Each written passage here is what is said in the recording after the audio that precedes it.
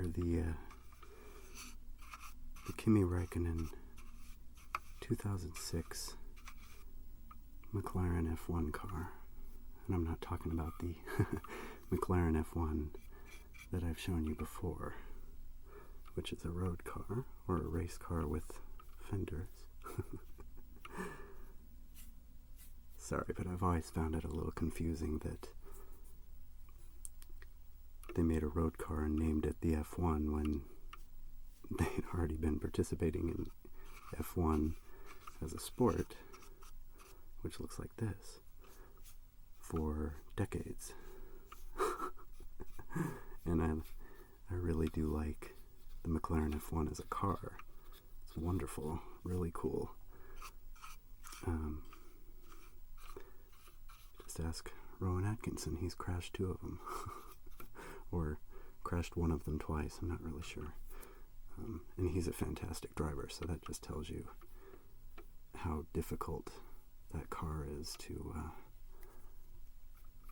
drive on a daily basis. Anyway, this is the 2006 F1 car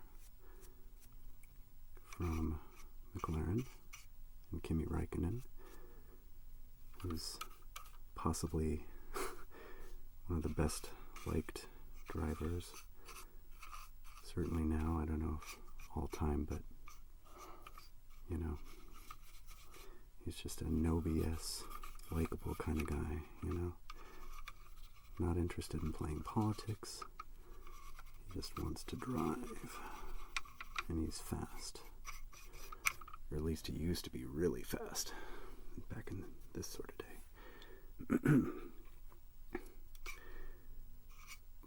I really wanted to have a model of the 2005 car, partially because it was so beautiful, and I'm one of the fans that actually do like all these little extra winglets, especially these little horn looking things. Those look so cool when this thing is blasting towards you at 200 miles an hour, or flying through a corner at 195 miles an hour like Eau Rouge at Spa. You know, I mean, yeah. But the 2005 car just looked a little more aggressive than this, I guess, maybe, in some way.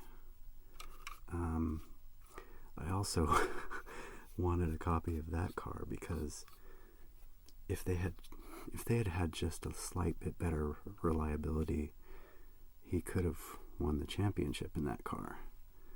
But it just kept letting him down, you know, so many times. And to think that a car with that reliability weakness was still a contender for the championship and just lost it, just barely. It's kind of funny, but yeah.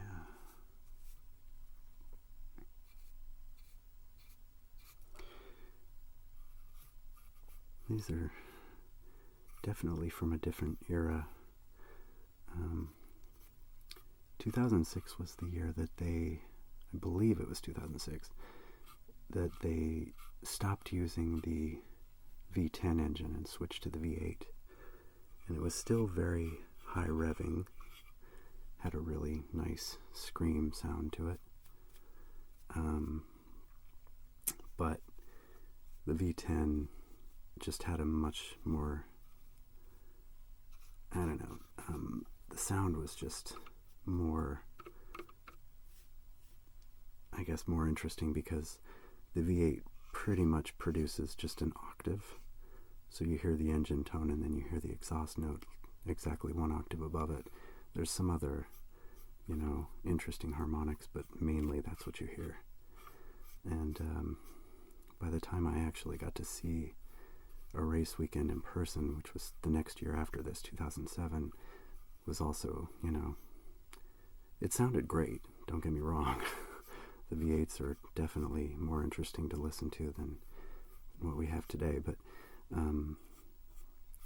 the V10 is just a monster and it sounds incredible. So that would have been one other reason that I would have liked to have a 2005 of this. Because obviously I can't open the engine cover in this anyway, probably for licensing reasons, that they didn't model that. At least we have a working steering wheel, as you might be able to see in there. The wheel moves back and forth as I turn the wheels. But yeah.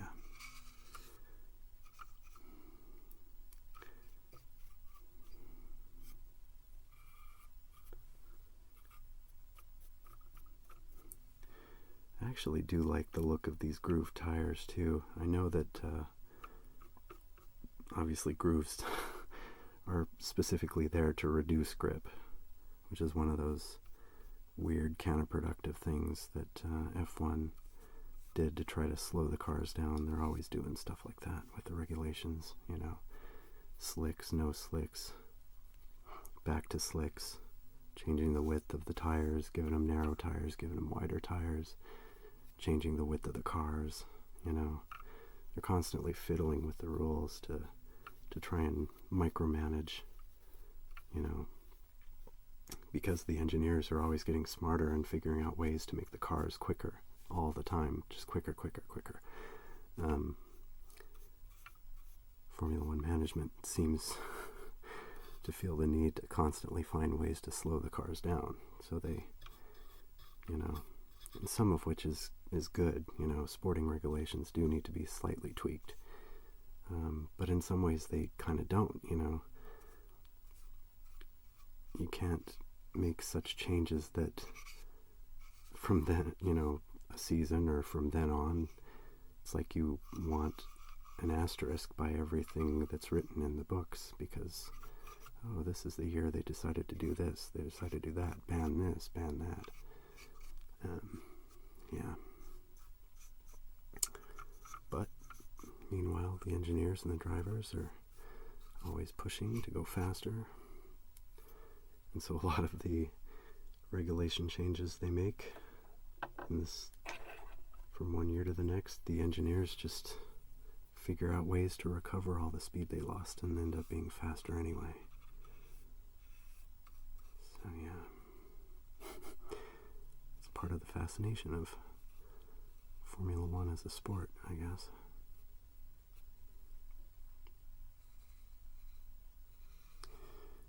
But yeah, sadly,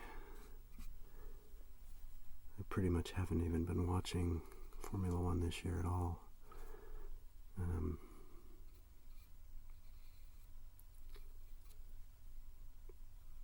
Do miss it.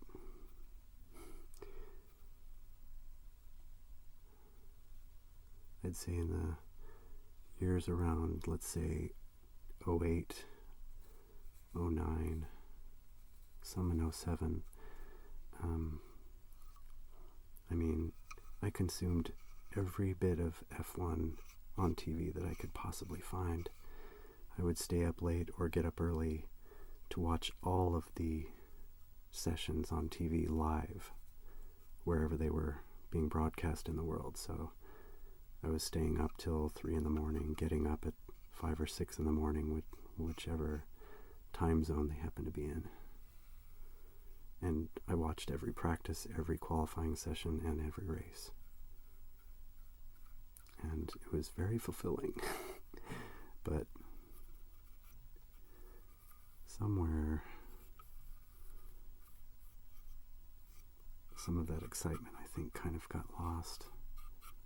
They went to such efforts to slow the cars down that even though that they're kind of making quicker and quicker lap times in qualifying, the races are still a bit dull because they're constantly managing tire wear and fuel. Now that they don't refuel, they don't get anywhere near qualifying pace in the race. And for the first half of the race, they're 10 seconds a lap off or something. I mean, it's it's kind of painful to watch. And so, and it doesn't look like any of that's going to change anytime soon.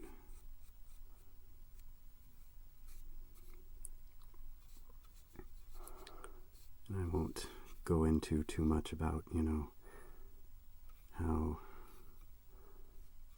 can get dull watching the same team win all the time. I mean, everyone is always pointing, oh, well, what about, Senna and Prost, and what about Vettel? What about Schumacher? It's like, yeah, none of those three were anywhere near as dominant as Mercedes has been in the last 4 or 5 years.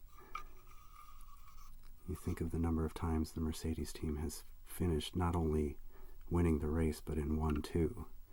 Not so much lately, but certainly with Rosberg and Hamilton, almost every race finishing 1-2. I mean, that's pretty dominant.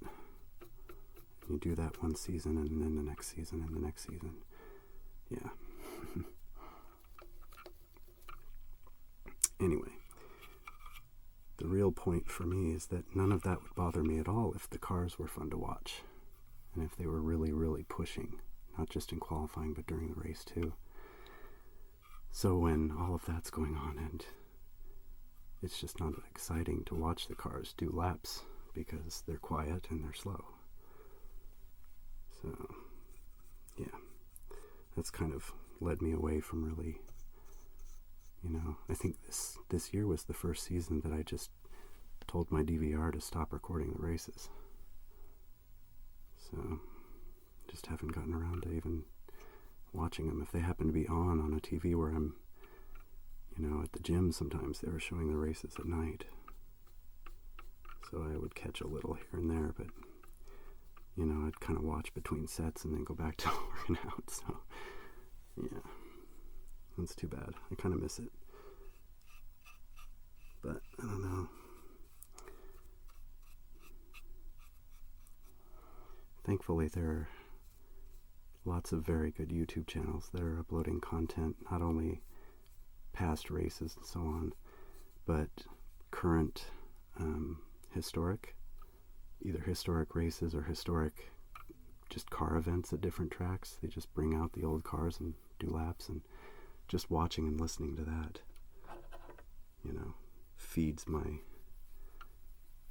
craving for F1, I suppose.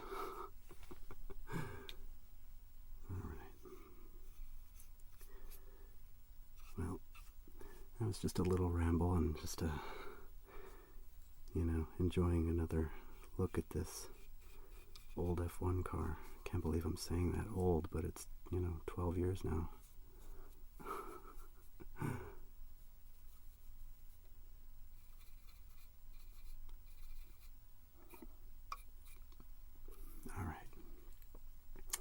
All right, well, I hope you enjoyed that, and thanks again.